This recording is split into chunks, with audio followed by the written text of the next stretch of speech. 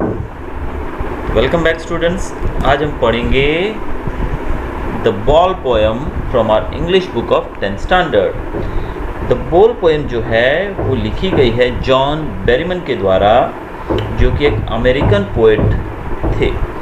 उनका जन्म 25 अक्टूबर 1914 को यूनाइटेड स्टेट के ओकला में हुआ था।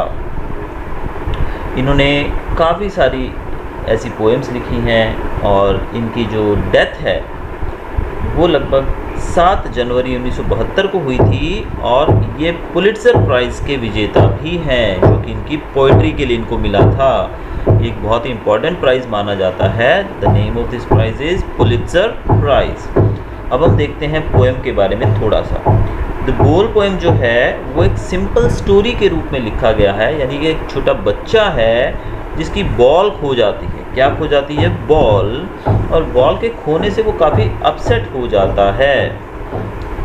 बच्चे जब कोई अपनी चीज़ खो देते हैं, भले वो बॉल है कोई भी चीज़ है, तो हम जानते हैं कि वो काफ़ी ज़्यादा घबरा जाते हैं, यानी कि वो काफ़ी सैड हो जाते हैं।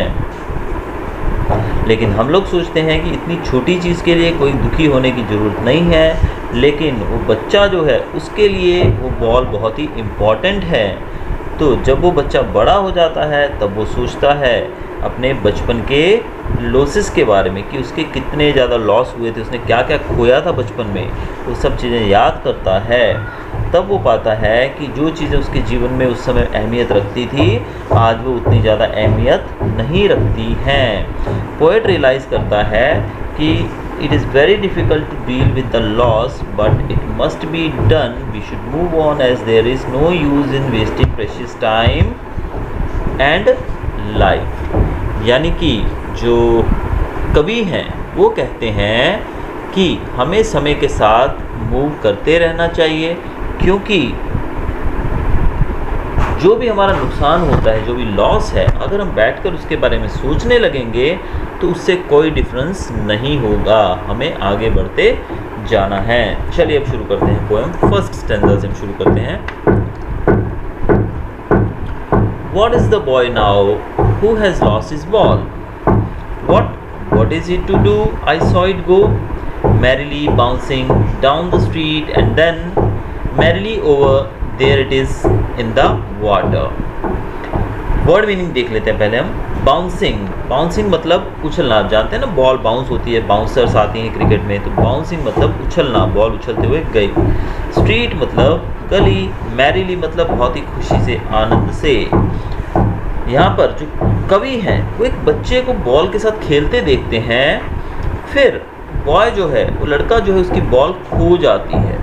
पोएट उससे पूछते हैं कि बच्चे को कैसा लग रहा है, यानी कि जब बॉल खो जाती है तो कवि पूछते हैं कि बेटा तुमको अब कैसा फील हो रहा है। वो पूछते हैं what will the boy do now, कि बच्चा अब क्या करेगा, क्योंकि उसकी बॉल तो खो गई है। He saw the ball bouncing merrily, उसने बॉल को बड़ी खुशी से उछलते कूदते हुए स्ट्रीट के दूसरी पार जाते देखा था।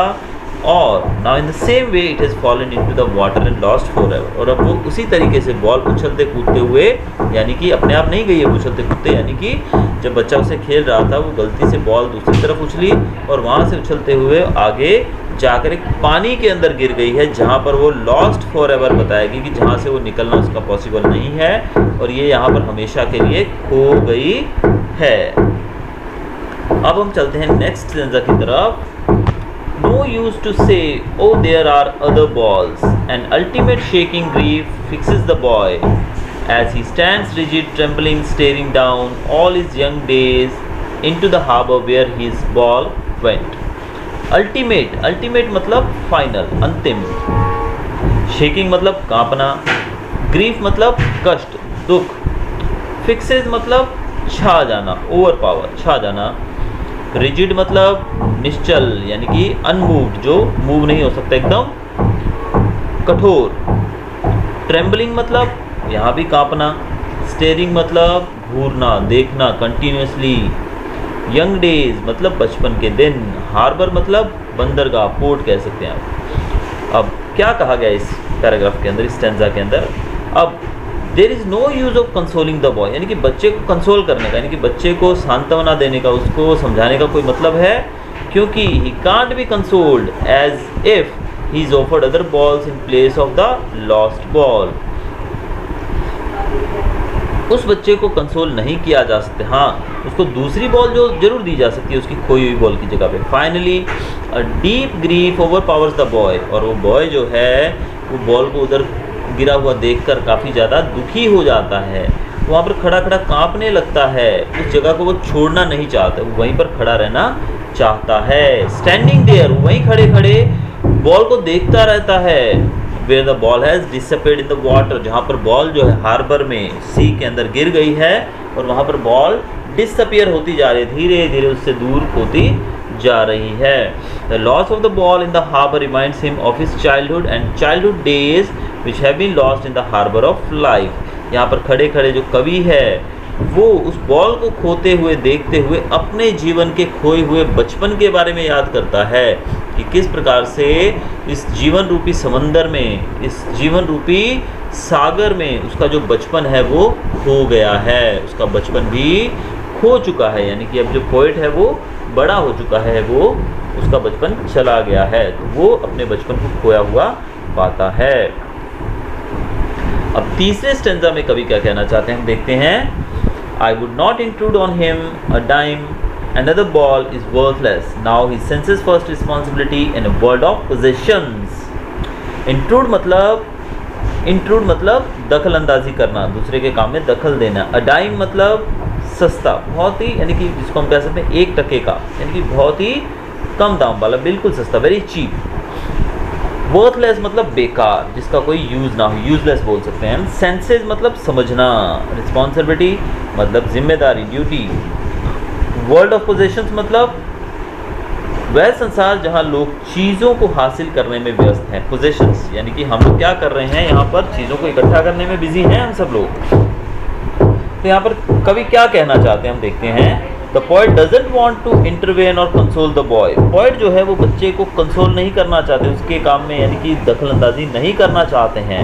He will not tell the boy that the ball he has lost cost almost nothing. वो बच्चे को ये भी नहीं बताना चाहते हैं कि जो बॉल उसने खोई है एक्चुअल में उसकी कोई वैल्यू नहीं है. बॉल तो बहुत सस्ती है ना.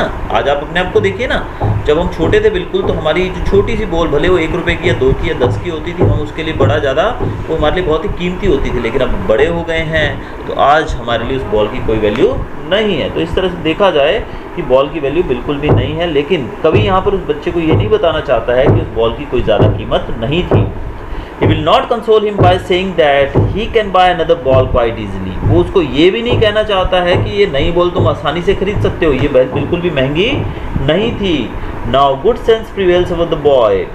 अब बच्चे के ऊपर एक खुद ब खुद उसके जो सेंस है उसको खुद ये चीज़ समझना होगा. बच्चे के ऊपर खुद ब खुद समझदारी, बच्चे को खुद ब खुद समझदारी दिखानी होगी. He knows that in this world people are always running after things. कभी ये भी जानता है कि इस दुनिया के अंदर लोग जो हैं वो कहाँ दौड़ रहे हैं, किसके पीछे दौड़ रहे हैं, पैसे के पीछे. और पैसे से हम क्या करते हैं, हम चीज़ें खरीदना चाहते हैं ना, हम इकट्ठा करना चाहते हैं चीज़ें. किसी को गाड़ी चाहिए, किसी को बंगला चाहिए. अगर हम एक बंगलो बनाएंगे तो हमें दूसरे की इच्छा जाग उठेगी. हम एक गाड़ी लेंगे तो दूसरे की इच्छा जाग उठेगी. हम एक फ़ोन खरीदेंगे तो दूसरे की इच्छा जागेगी या उससे भी बेहतर पाने की इच्छा जागेगी. तो इस वर्ल्डली पोजीशंस की कोई लिमिट नहीं है. He realises what is his first responsibility in such a world. वो रियलाइज़ करता है कि इस वर्ल्ड के अंदर उसकी पहली रिस्पॉन्सिबिलिटी क्या है. चलिए अब हम चलते हैं 4th स्टैंजा की तरफ. People will take balls will be lost always, little boy, and no one buys a ball back. Money is external. External मतलब बाहरी, not internal यानी कि बाहर का. अब यहाँ पर क्या कहना चाहते हैं कभी, buying and losing continues throughout our life, यानी कि पाना और खोना, खरीदना और बेचना तो हमारे पूरे जीवन भर चलता रहता है. लोग हमेशा खरीदते हैं बॉल्स, और बॉल्स जो हैं खरीदने के बाद वो खोती भी रहती हैं. यानी कि जो चीज़ आती है वो चली भी जाती है. आज हमने एक चीज़ खरीदी, कल को हमसे दूर भी चली जाएगी. यानी कि बॉल खरीदी गई आज, कल को वो खो भी गई. Once ball has been lost, it is lost ball again. एक बार जब बॉल खो जाती है फिर से हमको खोई हुई बॉल कह देते हैं, यानी कि it is again lost. Money is totally external to our inner feelings. यानी कि मनी जो है, पैसा जो है वो हमारे लिए बिल्कुल ही बाहरी चीज़ है, यानी कि आंतरिक चीज़ नहीं है. यानी कि मनी का हमारे इंटरनल सेटिस्फेक्शन से कुछ भी लेना देना नहीं है।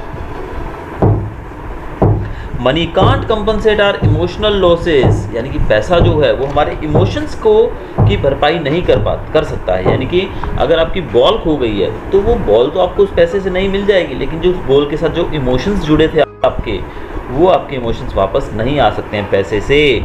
Similarly the childhood that was lost for ever can't be bought back with money, जो चाइल्डहुड जो बचपन आपने खो दिया है हमेशा के लिए, वो पैसे से वापस नहीं लाया जा सकता।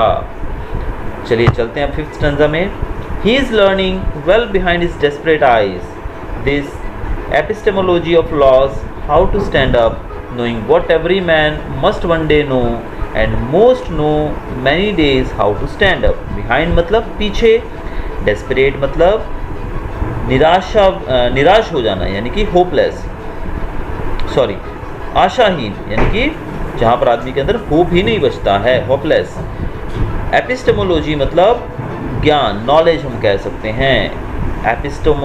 एपिस्टेमोलॉजी ऑफ लॉस, इसका मतलब नुकसान के स्वभाव के बारे में समझना, यानी कि कितना लॉस हुआ उसको समझना, उसको डिटेल में उसके बारे में जानना। The boy with his hopeless eyes is beginning to learn the nature of loss, बच्चा जो है अपनी आंखों से, डेस्परेट आइज, होपलेस आइज से नुकसान को समझने की कोशिश करता है कि नुकसान जीवन का एक पार्ट है। He is learning what it means to lose something, वो ये भी सीखने की कोशिश कर रहा है कि किसी चीज़ को खोना इसका मतलब क्या होता है।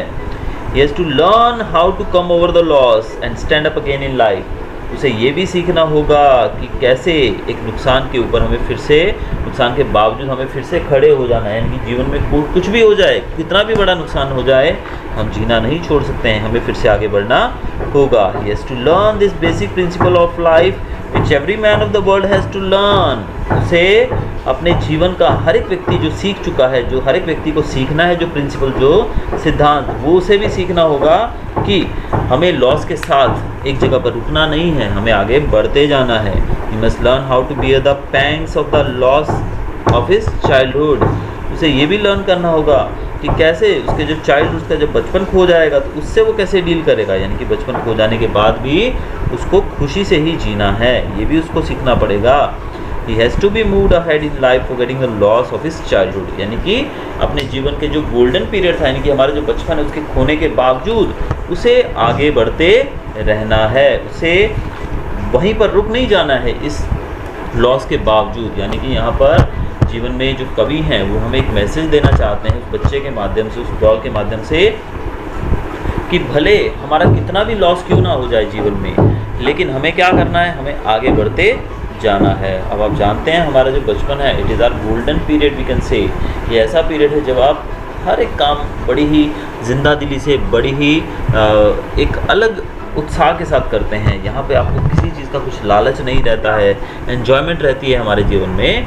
तो अब कभी यहाँ पर हमको बताना चाहते हैं कि कुछ भी हो जाए हमें आगे बढ़ते जाना है। एक समय में आप रियलाइज़ करोगे कि आपका बचपन खो गया है, लेकिन उस बचपन के खोने का जो दुख है वो तब आपको होगा, लेकिन उस दुख के कारण आप आगे बढ़ना रुक जाओगे आगे बढ़ने से, ये जीवन में नहीं होना चाहिए। तो कभी हमको एक पॉजिटिव मैसेज दे रहे हैं कि despite of the losses we have to move forward continuously without stopping. So that's all about the poem. Thanks for watching.